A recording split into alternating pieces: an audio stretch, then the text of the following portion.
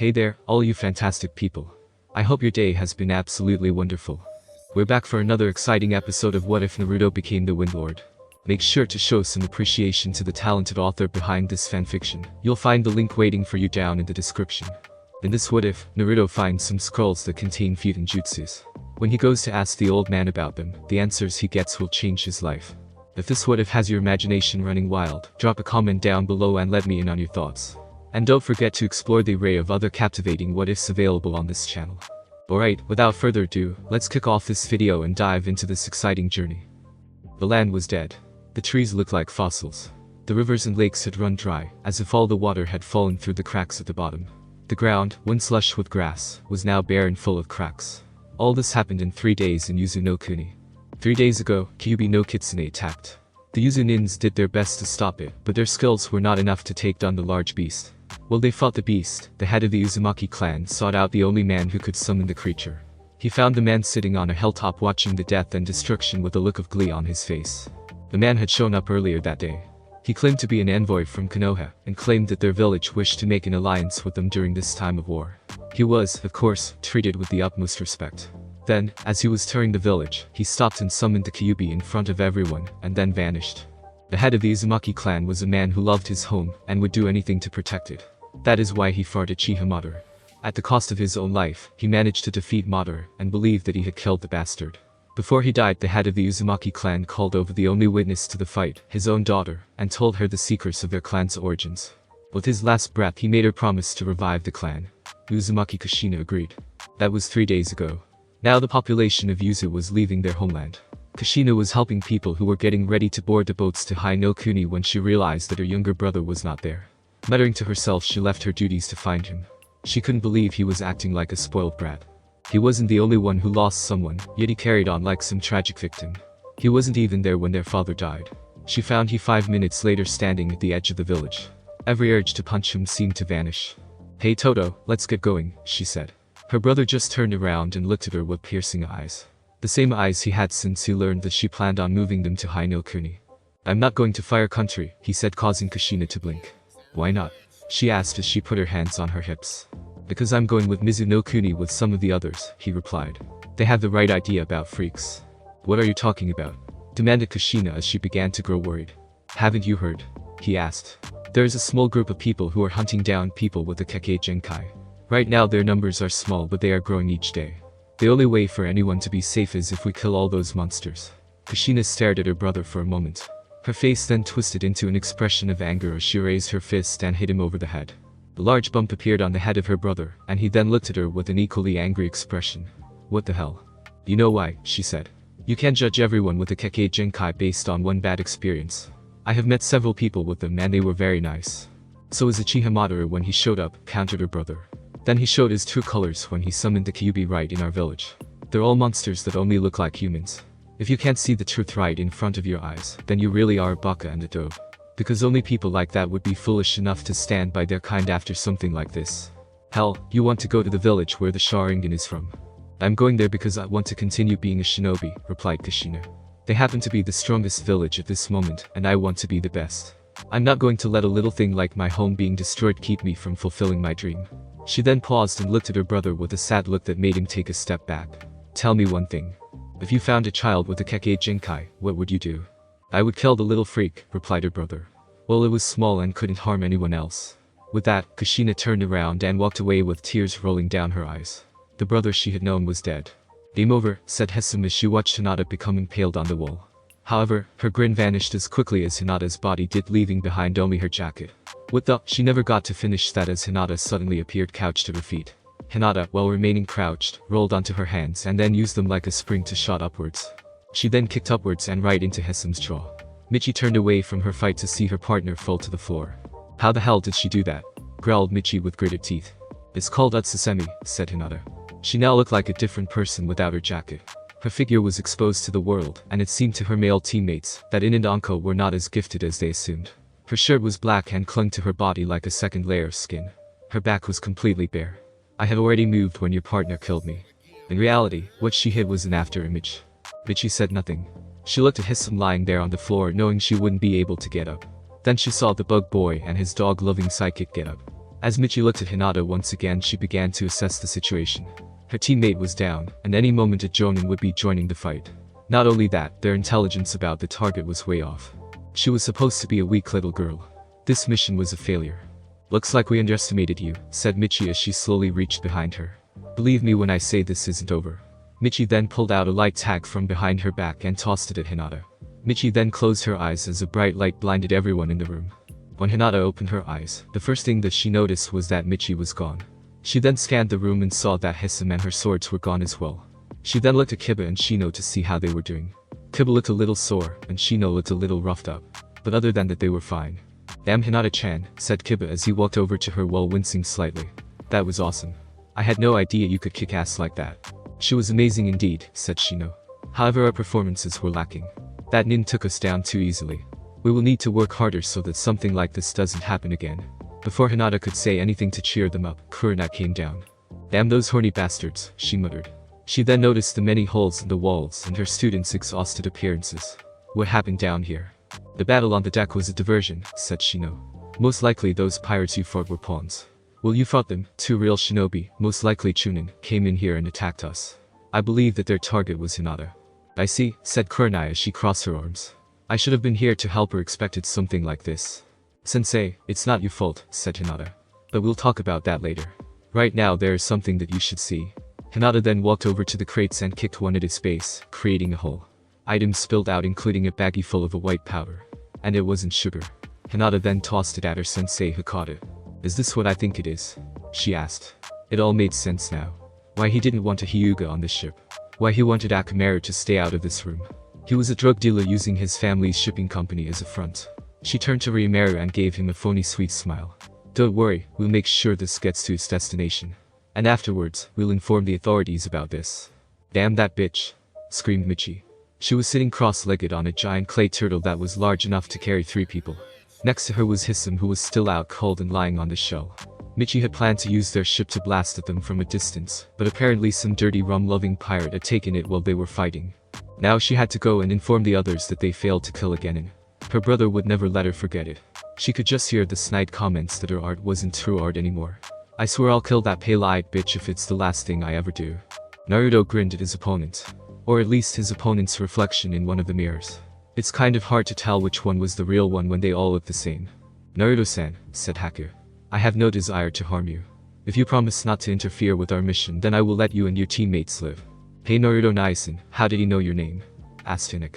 No clue, said Naruto to his summoned salamander. Then he began to speak to his opponent. I'm not going to let you kill that old drunk. This land needs him to finish this bridge to get back on his feet. I see, said Haku. Then how about joining us? Zabuza-sama has shown great interest in your powers, and would like to use them. If you agree to work for him, then I'm sure he would break the contract with Gato and leave Tazuna-san alone. Naruto paused as he considered those words. If he did go with them, it would be a new beginning. He could start over in a new place. He could leave behind all the cold glares and hateful words. But if he did go, then he would hurt the few people who cared about him. That alone was enough to make up his mind. No way, said Naruto. My life back home may be hard, but I have a reason to stay. You see, I've been hated my whole life. I don't have a family to go home to or anything like that. But I have met people who have been willing to give me a chance. They have stood by me all this time and I refuse to betray them. I understand, said Haku. You see, I too am hated. In Mizuno Kuni, people with Kekkei Genkai are hated to the point where they are hunted like animals. My parents were poor farmers but loved each other very much. My mother was able to hide the fact that she belonged to a clan with a Kekkei Genkai. Well, it skipped her, I was not so lucky. One day my blood awakened and my father saw it. He gathered the other villagers and killed my mother right before me. If it wasn't for my powers, I would be dead right now. After that I was all alone. I was just a stray that no one wanted. I was without purpose and alone. Then I met Zabuza-sama. He needed me and my powers. He took me in and trained me. Now my sole purpose in life is to help him achieve his goals. His enemies are my enemies, no matter how much I don't want them to be. Naruto was a bit taken back by this. The Oinin was so similar to him. Both were outcasts because of something they couldn't control. But that didn't change the situation at all. They had to fight each other in order to complete the missions that were assigned to them. A sad story like that has no place in a fight, said Naruto. I'm sorry about your past, but we both have to do what we believe is right. Naruto then shifted his body into a fighting position. Let's have some fun. Love to, said Haku. A moment later she began her attack. She shot from mirror to mirror at lightning speeds, while throwing senbon needles at Naruto. The blonde gritted his teeth as the needles pierced his flesh in at least a dozen spots. And then, it was over. That wasn't bad, said Naruto as he wiped away some blood away from his mouth. Haku said nothing as she held up another set of senbon needles and launched out in another attack. This time she was only able to get 3 hits in before Naruto began to spin around and yelled "Senpitate." Naruto then rose into the air as the wind began to surround him in the shape of a sphere. The wind seemed to suck everything that wasn't nailed to the ground. The needles on the ground, the passed out Sasuke, and Haku were all pulled into it. Spinning around and around, it was like being in a twister. What was worse was when the jutsu ended, everything was tossed away from Naruto in all directions at incredible speeds. Sasuke was thrown between the ice mirrors and landed on Anko. The needles went in all directions, and those that hit the mirrors went right through them like a needle goes through fabric. Haku also hit an ice mirror, but sunk right into it. Naruto landed on the ground and smirked, while his salamanders had spirals in their eyes. What a terrifying jutsu, thought Haku as the world began to spin less. Instead of blocking or repelling my attacks, his catches them and then tosses it in all directions. I think you realize the power of my wind, said a proud Naruto. Any ranged attack has to travel through the air to get to me, and I can control the air. It's like giving me your attack and saying I can do whatever I want with it. Haku didn't reply. Instead she left her mirror from the back so that she was outside. She then made several hand signs before placing a hand on the mirror she just left and said, "Isu Tengai no Jutsu." Immediately the spaces between the mirrors began to fill in with ice, trapping Naruto and his summons inside. "Time to pay the price for that cocky attitude," said Haku as she kept a hand on the ice. "As long as I keep physical contact with the ice, I can strengthen and repair it immediately." In the ice dome, Naruto was considering his options. He could either try to break the ice dome or he could make a hole at the bottom and escape. However, there were some problems with option number 2. The only jutsu he had that was strong enough to get him out that way was the Senpiken. What would happen if he destroyed a support beam or he accidentally destroyed a large part of the bridge? Like hell he was going to get blamed for that. He then looked at the ice and decided to try getting out that way. And what better way to do it than with his salamanders helping him? "Alright guys," said Naruto as he began to spin his left arm around. "Time to pull out our ace." "You got it Naruto-sama," said Ensho. "Anytime Nisan," said Hinata. Soon, a twister began to form around Naruto's arm. While this was happening, Ensho opened his mouth and fire chakra began to flow out of it and into the twister. The fire chakra ignited the wind chakra causing it to burst into flames. Naruto then kept his wind chakra going to feed the flames on his combo jutsu. As the flaming twister continued to circle Naruto's fist, it began to grow red from the heat. Naruto then punched the wall in front of him and yelled, "Kaden. Senpiken." Outside, Haku felt incredible heat coming from the other side. She tried to keep the wall from melting, but this was just too strong. She jumped back in time before a cylinder for flames created a hole in her jutsu. Haku looked at the effects of Naruto's last jutsu. A large cylinder-shaped hole was in the wall that looked like it had been cut with a razor blade. She then looked down and saw that the bridge looked like there were some spots where it had begun to melt. "Shit," Naruto swore as he took a knee and held up his left hand to get a good look at it. His hand was now lobster red and had steam coming off of it. He moved a couple of fingers and winced as he did so. "Not as bad as last time I tried this jutsu. At least this time I don't smell burning flesh." "That's because last time you waited a whole minute before using the jutsu," said Ensho. He then gave Naruto a stern look. "Listen Naruto-sama, I want you to make this a forbidden jutsu. The longer it takes you to hit your opponent the more damage is done to your hand. It might reach the point where you will burn it to a crisp and never be able to use it again." "But Naruto nice and healed alright last time," said Hinata. "What doesn't kill you makes you stronger." "Sorry Hinata," said Naruto, "but I have to go with Ensho won this one." "I hope I'm not interrupting," said Haku as she made some hand signs. When she was done she yelled, "Hyauga," and her hand became covered in ice while taking the shape of a sword. "Because I'm cutting in." Haku then charged at Naruto who reached behind his back and pulled out the Raijin. The blade powered up as he swung it and blocked Haku's blade. Haku then pulled back before taking another swing just to have Naruto sidestep the attack and then punch her in her masked face. Haku stumbled backwards a bit, and Naruto tried to take advantage of the situation, but Haku managed to dodge him. As the two fought, neither one noticed that the mist had cleared. Kakashi lay face down on the ground. His clothing was torn in several spots where he was bleeding. Zabuza stood over him, but had to use his sword as support. Their fight had taken its toll on the two of them, and left Zabuza with little chakra left. He slowly turned around and saw that Haku was fighting the blonde shinobi. Zabuza gulped because this meant that she was getting desperate. She was using her last resort to take down her opponent, since her kenjutsu was not her greatest strength. Haku and Naruto skidded away from each other, and then raised their blades once more. A wind blew through the area as they both stared at each other. Haku looked awful. Her mask was full of crack and could give out at any moment. Her clothing was full of rips and sweat, and her hair had come undone. Naruto only looked a little better. His hand still stung like hell, he was numb in some of the areas where the needles had pierced him, and he was panting lightly. Then, the two charged at each other just as Sasuke woke up from his nap. Haku had struck first with a thrusting motion to Naruto's side. The blade of ice went through him in an instant. Naruto coughed up some blood before his face hardened, and he get her with the raging. It was only a nick, but it was all he needed as powerful electrical currents went right through Haku's body. She screamed in pain as she fell backwards, he blade pulling out of Naruto as she did. When she hit the ground her mask broke, and Naruto stood in shock to see the girl he had met earlier. Haku! Screamed Zabuza. As he watched her fall, a feeling of dread came over him. It was unlike anything he had ever felt before. It felt like his heart was being rammed with a blade of lightning or something. He then began to limp over to where Haku lay, and he began to hear them talking. Naruto-san, please kill me, begged Haku. I am no longer of any use to Zabuza-sama, since he has no need for weakness. I am just a broken tool that needs to be thrown away. If I lose him then I will be alone again, and I can't bear that pain again. So please, end my life. Haku, said Naruto. I don't think I can. Don't touch her, said Zabuza. Naruto backed up a bit as the larger nin moved next to Haku, and then knelt down next to her. Don't worry Haku, I don't think you're broken at all. We're still doing fine so don't you dare die on me. Zabuza looked down and saw the tears in Haku's eyes as he said this. However, the sound of someone clapping ruined the touching moment. Everyone turned their attention to the large group of thugs in front of them led by Gato. Well, I never thought I'd live to hear that come from the demon of the mist, laughed Gato. Some demon, he only took down one guy, and it's not the bridge builder. You're nothing more than a little baby devil. Gato, what the hell is going on? Demanded Zabuza.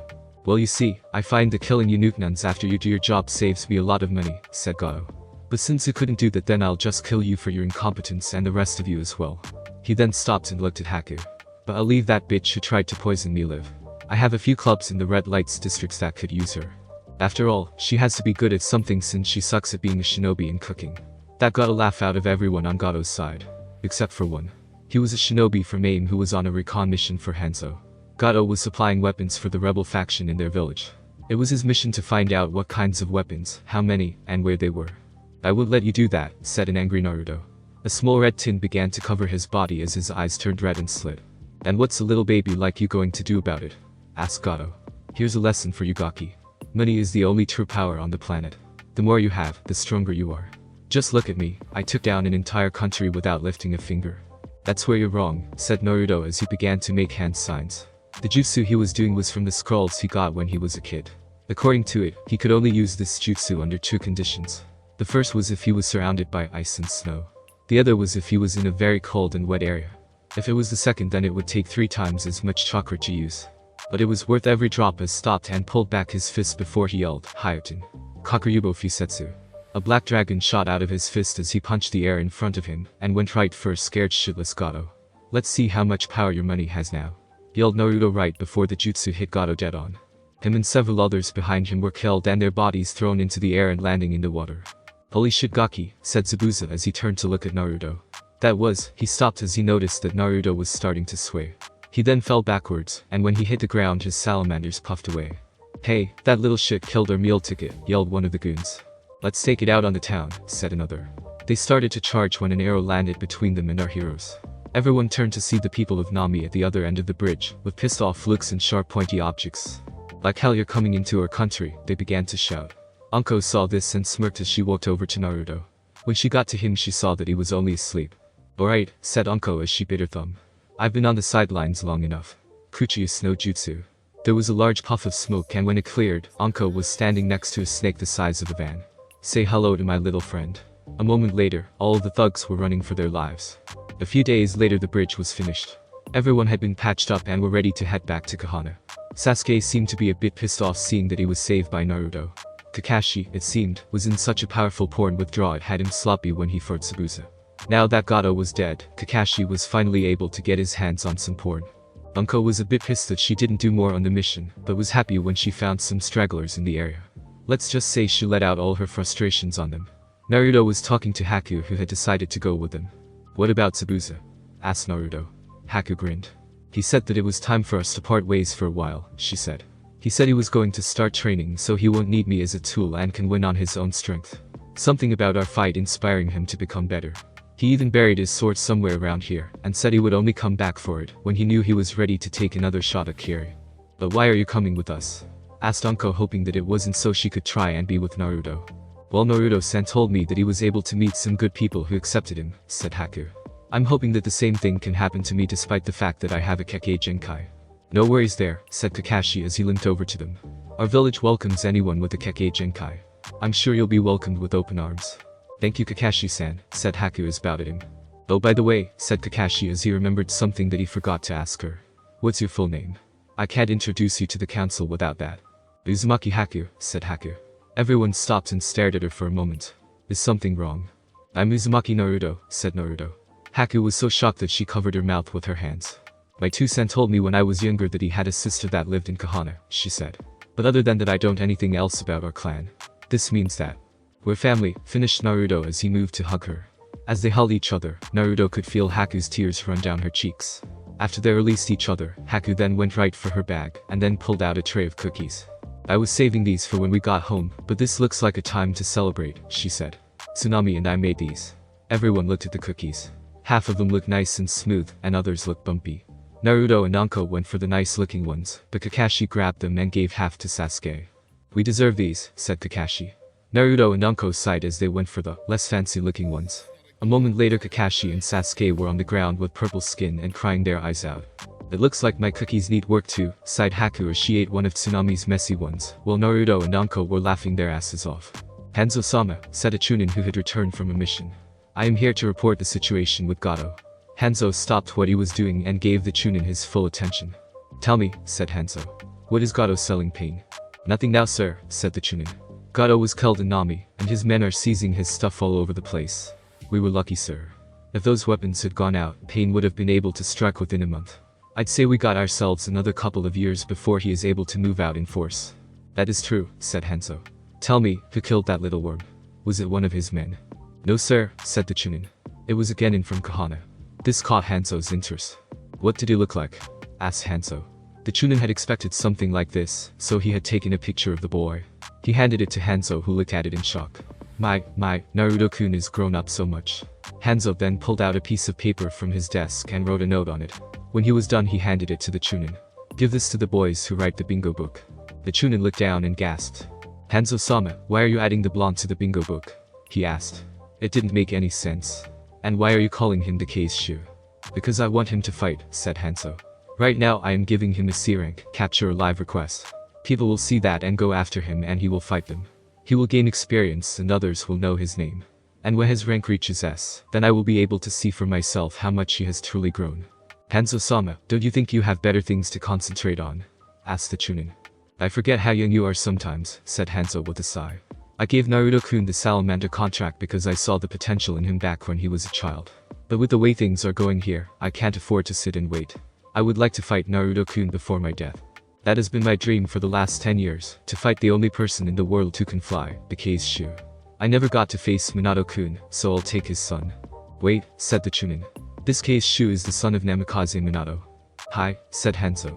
"It took a little digging, but I found out that he had a son. Plus it doesn't hurt that they look alike. Now go." The chunin bowed and left the room to do what he was told to do. Hanzo walked over to a circular window and looked out of it. "If Pain is doing what I think he's doing, then Naruto-kun will need to be stronger than me." Sarutobi scanned the mission report of Team 7. He had read it several times, of course. Each bit of it was clear in his mind. However, he wanted to make sure he hadn't missed anything in the 3 days he had it. In front of him stood Kakashi with his famous bored look. 3 days had passed since the mission to Nami. During those 3 days, Sarutobi had gotten his share of headaches. One source of the headaches was the council after they had found out about Haku. After hearing about her abilities, half of them wanted to make sure that she had children as soon as possible, and by any means necessary. The other half just wanted her to stay away from her cousin before he corrupted her. Then there was the attack on Teammate. He had gotten word of it the other day by Messenger Hawk and was relieved to find out that everyone was okay. However, from what he read, Hinata was the target. Very few people knew about that mission, and even fewer knew that it was a cover to get Hinata to the island. The Hokage suspected Hiashi, but he had no proof. Yet, it was rewarding to see his scowl when he told the council about the real reason for the mission and Hinata's adoption. The last source of headaches came from the mission report given to him by Kakashi. In his report, Kakashi accused Naruto of disobeying orders, fighting with his fellow teammate, and causing his commanding nin harm. Kakashi finished his report asking that Naruto be removed from the program, and to have his chakra sealed away for good. Now, had anyone else had read this, they would have agreed with Kakashi. However, Sarutobi decided to investigate the matter before casting judgment. He talked to the Genin about the mission, taking in the common threads to their stories. He also talked to Haku as well. Now, here he was. He had a mountain of paperwork to do and instead he had to deal with this. Kakashi, said Sarutobi as he slowly put the report down. Your report has some serious accusations. Are you positive about all of them? Hi, said Kakashi. Well, that's interesting, said Kakashi. According to your report, Naruto shocked you with his raging. But you failed to mention that he did that in order to free you from a jutsu. You also didn't mention that Naruto refused to follow your orders to teach Sasuke one of his jutsus. Did it also escape your attention that Sasuke started the fight between them? Kakashi said nothing as Sarutobi continued.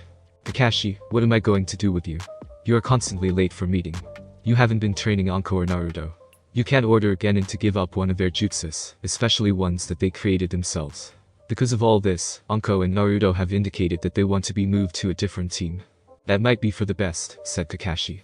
Yes, well, it's not happening, said Sarutobi. Currently there aren't any other Genins who are asking for a transfer. Also spots won't be open until the end of the Chunin exam when we promote the other Genins. Now, I want you to start acting like a sensei, or else I will be placing you back in Anbu. Council's wishes be damned. I will not allow you to risk the futures of 2 young Genins just for one. From what I have seen, both Naruto and Anko are very skilled, said Kakashi. Maybe they should see my not training them as a sign that I have nothing to teach them. That's a load of crap, said Sarutobi with a deadpan expression. Naruto's skilled with ninjutsu alright. However, his taijutsu and kenjutsu are based on the principle of swing and hope he hits something. And they both suck at genjutsu. Sarutobi paused and rubbed his temples. Just get out of here, Kakashi. Consider this your one and only warning to shape up or ship out. Kakashi nodded and left without saying a word. In the morning 2 days later, Naruto was still in bed. His body was sprawled all over the mattress. Then, the smell of something burning woke him up with a start. He quickly got up and went to the door. As he did this, thoughts raced in his mind. There were only 2 things that could cause him to smell something burning. The first was some angry villager had started a fire. The other was Anko was trying out a new prank. Quickly he made his way out of his room and found Haku in the kitchen. Personally, he would have preferred the apartment being on fire. Haku was over the stone with a knife in hand. In front of her was a pot with a lid on it. Suddenly the lid popped open, and a green glowing slime came crawling out. Haku began to stab the slime, and Naruto could have sworn he heard it cry out in pain. The slime seemed to crawl back into the pot, and Haku quickly put the lid back on. Okay, said Haku to herself. That's new even to me. She then felt a presence behind her. She whipped around and saw Naruto standing behind her in his pajamas. Oh Naruto Otoko, I didn't hear you get up. Ah, what were you doing? Asked Naruto. Haku blushed. Well, I was trying to make us breakfast as a way of saying thank you for letting me stay here, said Haku. However, it seems like my cooking is only getting worse. This time it actually came to life. Behind her, the lid began to bounce up and down. Haku turned around and held it down with both hands. Listen, how about we go out for breakfast? My treat. Fine, said Naruto as he turned around. Let me get changed. Great, said Haku as she raised the knife. Will you do that? I'll take care of this. It's great to be back, yelled Kiba as he, his team, and Yuruchi walked down the streets of the village. I can't believe we go here so quickly. Yuruchi shrugged. In the political world you can never be late, she said. That's why all of my uncle's ships are much faster than the ones you're all used to. Shima and Hinata smiled at their friendly exchange. It was nice to see everyone getting along. After the mission on the boat was over, they arrived on the island. There they were met by Yuruchi, who then explained to them that Hinata might be getting adopted into the Shimin clan. This, of course, came as a big surprise to everyone. Hinata, in fact, nearly fainted in surprise. The meeting itself was, like any meeting, long and dull. Hinata sat there while they debated the issue over and over. Well, issues to be precise. The first was whether or not to allow succession to fall to Yuruchi, making her the next daimyo. Many pointed out that it didn't look like the current daimyo's wife would have children seeing her age and obsession with her cat. Those opposed pointed out that Yuruchi, while she was intelligent and witty, was too laid back. In the end, they concluded that if an heir was not born before the daimyo's death, then Yuruchi would become the next daimyo of Hai no Kuni. As for the issue with Hinata, most of them were in favor of the adoption. Those opposed believed that she still might have ties with her old clan, and use her new place to do the will of the Hyuga. A vote was then taken and Hinata became Shimin Hinata. Before we go see the Hokage, there is something I need to say to all of you, said Kurenai.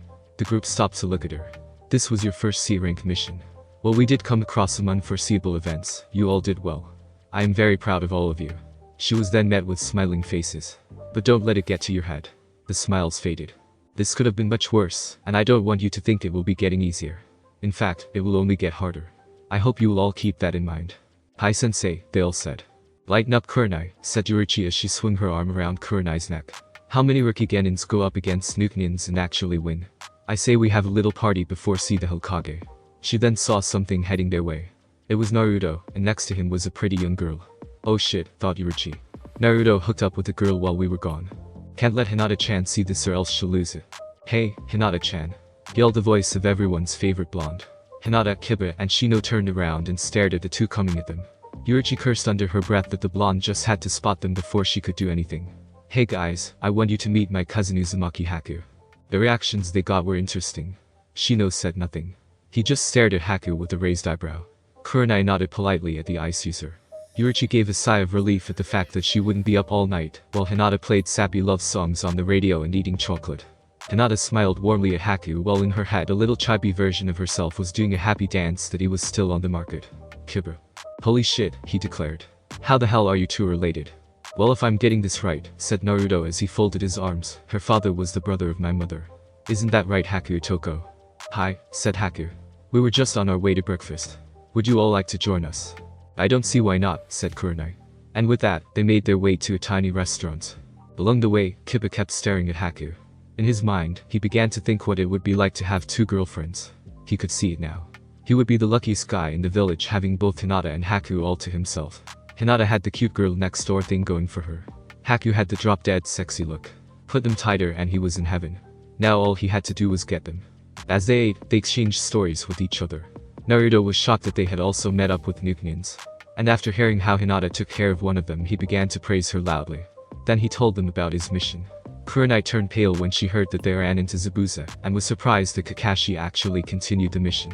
She was also a little shocked to learn that Haku had been helping Zabuza. Yet, Naruto seemed to trust her, and so did the Hokage if he had allowed her to stay in the village, so she let it go. For now at least. Team 7, said Iruka as the team stood in front of him and the Hokage. The council has issued a training mission for Uchiha Sasuke. They have asked the Kakashi train him in isolation for a period of 1 month, and no one else. Nani? Yelled Naruto. That's bullshit, yelled Anko. They can't do that. Actually they can, said Kakashi. Anyone can have a mission issued as long as they can pay for it. And the Hokage approves of it, said Sarutobi sternly. Then, an odd smile appeared on his face. And I have. I will see you two back here in a month. Kakashi eyed the old man sitting in front of him. Was this the same man who was yelling at him 2 days ago? He didn't sense a hunch, so what was going on? Deciding to be on high alert, he and Sasuke left the room to begin their training mission. This is so unfair, yelled Naruto. I have half a mind too. Yes, we know you have half a mind, so please don't waste it, joked Sarutobi. Not getting any laughter, he went back into business mode. Alright, I know you both are upset about this. However, I would never allow something like this to happen unless I had good reason. For the next month, you will both be getting individual training. Anko, I have talked to Moreno Ibiki, and he has agreed to assist in your training. Anko stood there, her mouth hanging open. The head of the Onbu torture and interrogation department was going to be training her. This was like a dream come true. She was going to be trained by the man whose job she wanted. So where do I meet him? Asked Anko after she had regained her senses. Suddenly, she felt a kunai pressed against her throat. Naruto jumped back and got into a fighting stance. I'm right here, said Ibiki as he slowly removed the kunai. Ibiki, was that really necessary? Asked Iruka. Ibiki smirked. Hi, he said as he placed a hand on the girl's shoulder. I need to know if she has the nerves to take my training. And seeing how she didn't piss or anything, I'll take her. He then looked down at Anko. Let's get going, Gaki. With that, Naruto watched as they vanished in a cloud of smoke. Then, in complete eagerness, he turned to look at the Hokage. So what about Miyoji-san? He asked. About 20 minutes later, Naruto was standing in front of what looked to be an old candy store. Apparently, this was where he was supposed to meet a retired shinobi who had amazing skills or something like that. He waited for a minute or two before going in. The inside looked old-fashioned but clean. Naruto walked down the aisle, stopping once or twice to look at the items that they sold. May I help you? Asked a young girl's voice. Naruto looked up from the item he was looking at and saw a young girl with a broom in hand. She had black hair that was tied into pigtails. She wore a short shirt and a pink and white polka dot skirt. Before Naruto could answer, a red-headed boy entered the room very quickly. He had on a white shirt and blue shorts. What's the matter with you? He demanded. You should be showing him what we have on sale. Also, why haven't you put away all of today's shipments? I am sorry, she said in a quiet voice. The redhead smiled. Well, if you're not going to do all your work, then perhaps you shouldn't get all of your pay, he said. Suddenly a large shadow appeared on the board. He looked up and saw a large man with a mustache, and a big one at that. "I will keep that in mind when I hand you both your paychecks," he said. "Especially since you were asked to put away today's shipment." That man then turned his attention to Naruto. "You must be Uzumaki-san. My name is Tsukubishi Tessai. Please follow me." Naruto shrugged as he followed the large man into the back room. Tessai then stopped as he reached down and pulled up a trapdoor. Naruto looked down and saw stairs leading downward into the dark. Tessai took the lead, and Naruto reluctantly followed him. This was just getting too weird for him. Who the hell was his sensei supposed to be? When Naruto got to the bottom of the stairs, he was amazed by what he saw. So amazed that he ran in front of Tessai. It was a huge cavern. All around him were rock formations that could be used to get higher ground or to get a rebound on. The walls were even painted to look like the sky. "This is amazing," said Naruto. "No. This has to be the coolest thing in the village." He then turned to look behind him, and saw that Tessai was crying rivers of tears. "Ah, are you alright?" "I'm just glad you appreciate it," he said. Then he suddenly stopped crying and stood at attention. Naruto then turned around and saw someone new. He was a blonde-haired who wore wooden sandals and a bucket hat. He stood in front of Naruto with a cane in one hand, while fanning himself with the other. "I see you're here, Naruto-kun," said the man as he folded his fan. "Yuichi-chan has told me a lot about you. It certainly is a pleasure to finally meet you in person. So I guess you're going to be my sensei for the next month," said Naruto. "Hi," said the man. "My name is Urahara Kisuke. So what are you going to be teaching me?" asked Naruto. "Some cool jutsu or something?" "Hardly," replied Urahara. "The Hokage has informed me of all your weakness. Although, telling me your strengths would have made for a shorter list." "Hey!" yelled Naruto in rage as tick marks appeared on his face. Urahara smirked at this. "Since you're all fired up, I'll cut to the chase," said Urahara. "You have the fighting style of an Irish drunk. Your sword style isn't even suited to cut butter. No skills whatsoever in genjutsu except that little nudie show of yours." Naruto crossed his arms and looked away. "Your ninjutsu, on the other hand, is better than most shunins and some jonins. However, from what I have heard, most of them border on overkill. What I will be doing is teaching you the stances for battle. The only one who can teach you how to fight is yourself." Naruto squinted as he looked at Urahara. "What do you mean by that?" asked Naruto. "It's simple really," said Urahara. "I can teach you how to guard and where to punch, but the only person who can bring them all together in a form of battle is you." "Well, as long as it's training, I have no problem with it," said Naruto. "But then," said Urahara with a big smile. He then pulled out his blade from his cane. "Here's your first task. Knock off my hat. You are not allowed to use any jutsu, just your fists or your raijin." Naruto smirked at the man as he reached behind his back and pulled out his sword. "You'll be sorry," said Naruto as he activated his blade. With that, Naruto charged at his opponent only to be sidestepped. The moment Urahara was behind him, he hit Naruto in the back with the cane part, causing Naruto to fall to the ground. Naruto slowly picked himself up and turned to look at his sensei.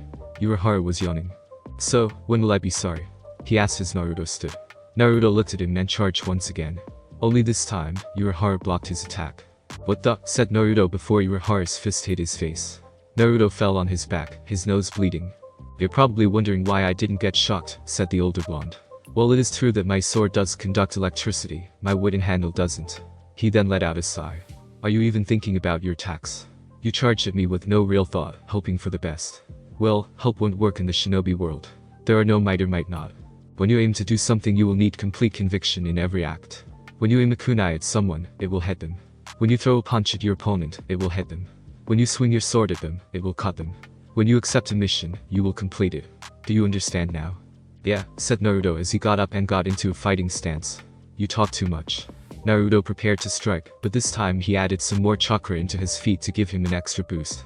His movements were faster, but Urahara kicked him out of the way. As Naruto fell, he reached behind and then threw several kunai aimed at the hat. Urahara looked shocked for a moment. Still, he blocked each one before Naruto hit the floor. "Didn't think that you could do that after getting kicked in the stomach," said Urahara. "It isn't the first time I've been kicked there," grunted Naruto as he tried to get up. "I'm not going to give up." "Don't worry," said Urahara as he placed the blade of his sword on his shoulder. "We have all month to work on this." At the same time, Sesshu walked down to the office of Hanzo. He was a guy of about 14 years of age. His hair was a messy black, and had one eye covered a metallic circular object that was embedded in his skin around the right eye. He wore black from head to toe with metal arm and leg guards. On his back was his Titan blade, a weapon that folded out into a staff-like weapon that was a mix of sword and saw. When he reached the office, he went in without knocking. Inside the room, 3 genin teams were in front of Hanzo. They had been talking about something until Sesshu entered. Now they all turned their heads and looked at the rudest and most aggressive shinobi in the village. This is crap old fart, said Sesshu as he stood in front of Hanzo, pushing the others out of the way. The other Amins growled at him, but he paid them no mind. Let me and my team go and take that sissy Chunin exam they got over there. I have already made up my mind, said Hanzo sternly. I am only allowing 3 teams this year to go. I need as many people here as possible with this little civil war going on. You can go next time. Sesshu then suddenly slammed his fist onto the desk, breaking it in half. Hanzo's guards were about to grab the angry boy, but Hanzo held up a hand to stop them. He might not be there that time, said Sesshu. Oh, said Hanzo. And who might that be? You know damn well who I'm talking about, said Sesshu. The one you picked out. Still haven't gotten over that, have you, said Hanzo. Alright, you and your team will be allowed to go. Just be warned that there will be others after him. I have gotten word that I have heard that other villages are sending shinobi after him as well. Hanzo paused for a moment. I have a good idea, let's make this a game. Whoever brings back the case Shu will become Chunin no matter how you did in the exam. This isn't a game to me, yelled Sesshu as he turned around. I'm doing this for me and my pride as a named shinobi. 1 month later. Over 30 days of training with Urahara had done wonders for Naruto. He spent every day in mock battles with Urahara learning all sorts of battle skills. They also worked for a bit on his genjutsu. Now, Naruto was able to sense weak to medium level genjutsu and dispel them. He also learned that Urahara used to be with the Anbu science team, developing new technologies to aid in the defense of the village. However, he had pissed off the council when he had refused to do work that he claimed was morally questionable, and an insult to the house of Mizukis. Naruto asked him what he meant, but Urahara wouldn't budge. All he would say after that was that the council then forced him into retirement. Naruto was now walking down the streets of the village, trying to figure out what he should do with his day. He hadn't seen Kakashi or Sasuke at all during this time, and was wondering what they were doing. But those thoughts left Naruto as he thought about the teammate that he liked. He hadn't really seen Anko in the time that they had been training, and was wondering how much her skills had improved. Maybe he could ask her out, and they could talk about how things were going. Or maybe Hinata. He hadn't seen her in a while as well. Hey, let me go, came the voice of Konoha. Naruto, hearing the urgency in the boy's voice, ran in the direction he heard it. Naruto turned the corner and saw Konoha being held up by a guy in a cat suit and wearing makeup. Next to him was a blonde girl with 4 pigtails and a giant iron fan on her back. Stop it, Konkuro, said the girl. Gara will be made if we are late. Don't worry, said Konkuro. This won't take long. I'm just going to beat the shit out of this little brat. Maybe then he'll think twice before bumping into me. Whatever, said Temari. But when Gara gets mad at us I'll be blaming you. Well, said Naruto as he made his presence known. Don't you look all big and strong picking on a little kid. If you want to improve your image that much, why don't you try getting rid of the kitty pajamas?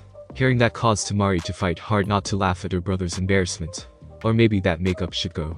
Now tick marks were appearing all over Konkuro's face as he dropped the grandson of the Hokage. Are you trying to pick a fight? Demanded Konkuro as he pointed a finger at Naruto who was busy cleaning his ear with his pinky. Well, I would love to have a good fight, said Naruto as he inspected what he had gotten out of his ear. It's just that, I want a good fight and not a lame one. He then eyed Temari who had regained her composure. She looks like she would put up a much better fight. And she's cute too. That comment caused Temari to blush. Konkuro decided right then and there that he didn't like the blonde at all. Nothing at that moment would give him more pleasure than to see him dead. Without thinking, he grabbed the wrapped object on his back. But before he could do anything he felt something slither up his leg. He looked down and saw a purple snake around his right leg. Then he felt a kunai press against his throat. I'm hurt, Naruto-kun, said Anko in a hurt tone. First you start this party without me, and then you hit on the first girl you see. Anko then looked at Temari. What a weird hairstyle. Well, you little, began Konkuro. Konkuro, stop it, said a dark voice from a nearby tree. Every turned to look and saw a red-headed boy. He was dressed in black and had a gourd on his back. On his forehead was tattooed the kanji for love. He then vanished and appeared next to Konkuro. You are an embarrassment to the village. I bet he is, said Naruto. I mean, how can he go outside looking like that? Gara said nothing to Naruto. Instead, he looked at Anko. Please release my teammate, asked Gara. Anko smirked before releasing him. She then puffed over to Naruto. Gara then spoke to Konkuro. If you ever embarrass us again I will kill you. Gar, said Konkuro. But, said Gara. With that they turned away. Little did they know that Kakashi and Sasuke were on the roof, watching everything. Thanks for listening. I do hope you enjoyed. If you want the next part of this video, like, subscribe and comment down below, and turn on the bell notification. And also check out other videos that I have created and enjoy. See you in the next video. Peace.